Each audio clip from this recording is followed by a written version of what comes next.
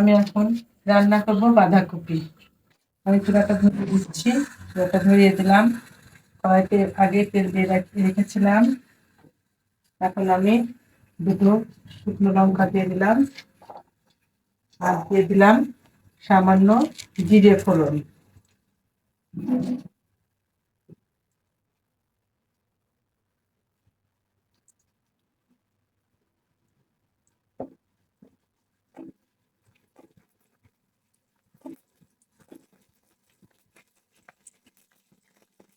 এখন এর মধ্যে আমি দিয়ে দিচ্ছি ছোট করে কেটে রাখা আলু।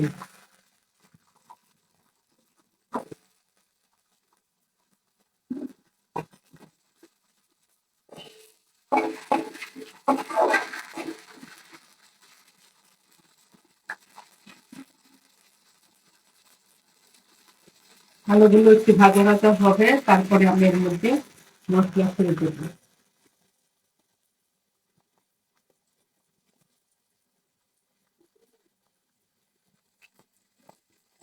দেখো বন্ধুরা, আমার আলুগুলো ভাজা হয়ে গেছে।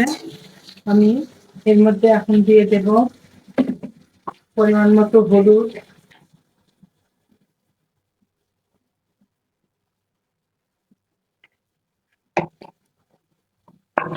স্বাদ মতো লবণ,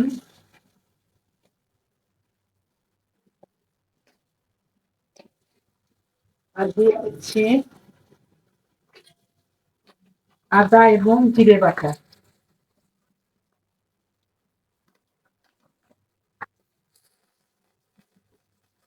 জিরে বাটা দিয়ে দিলাম।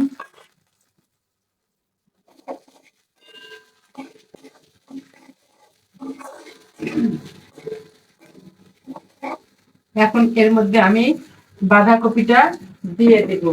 এই দেখো বন্ধুরা, আমার বাঁধাকপিটা আগে থেকে সেদ্ধ করে রেখেছিলাম। এটা সেদ্ধ করে এই জন্য জল ফেলিয়ে নিয়েছি, এর জন্য কারণ এখন বিভিন্ন রকমের রাসায়নিক সার দেওয়া হয় এবং খাবার অনেকটাই বিষাক্ত হয়ে যায়। আমি সাধারণত ফুলকপি বাঁধাকপি ভাপিয়ে জলটা ফেলে দিয়ে নিই। এখন আমি এই সেদ্ধ করা বাঁধাকপি দিয়ে দিচ্ছি।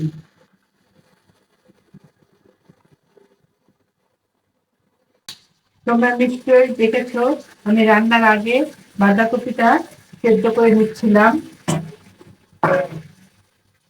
সেদ্ধ করলে গ্যাসের সমস্যাও কম হয় বাঁধাকপি খেলে। সেদ্ধ বাঁধাকপি যদি তুমি জলটা ছাড়িয়ে নাও,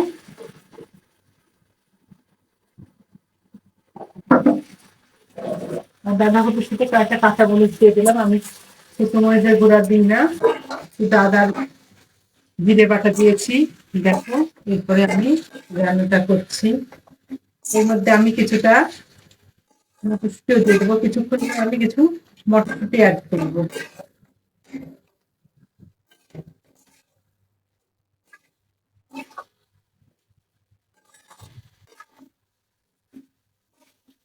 একটু কষানোর পরে আমি এটা ঢেকে দিয়ে রাখবো, আর কোনো জল দেবো না।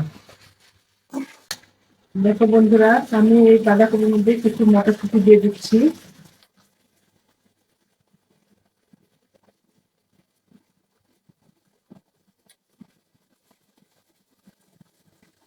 মটরশুঁটি দিয়ে দিলাম। এখন একটু নাড়াচাড়া করে আমি এটা চুলাটা একটু আঁচ কমিয়ে ঢেকে দিয়ে রাখবো। এটা আস্তে আস্তে হয়ে যাবে, এর মধ্যে আর জল যাবে না।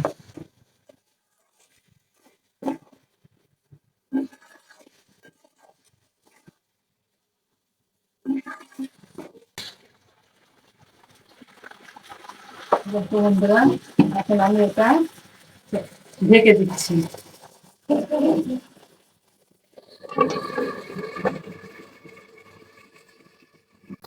দেখো বন্ধুরা, আমার বাঁধাকপি রান্না শেষ।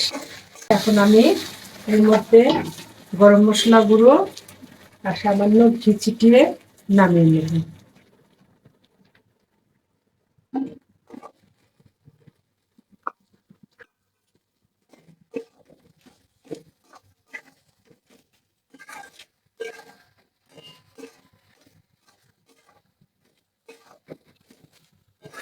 দেখো কি সুন্দর হয়ে গেছে আমার বাঁধাকপিটা।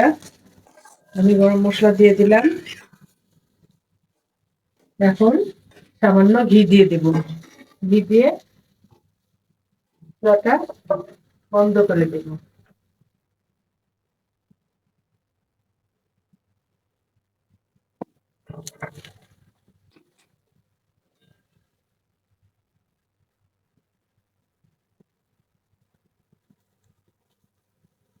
এই দেখো সামান্য পরিমাণ ঘি দিয়ে দিলাম। খুব বেশি ঘি দিলে ঘিয়ের গন্ধটাই বেশি থাকে, তখন সবজির গন্ধ আর পাওয়া যায় না। ওই জন্য ঘিয়ের পরিমাণটা একটু কম দিতে হয়। আমার রান্না শেষ।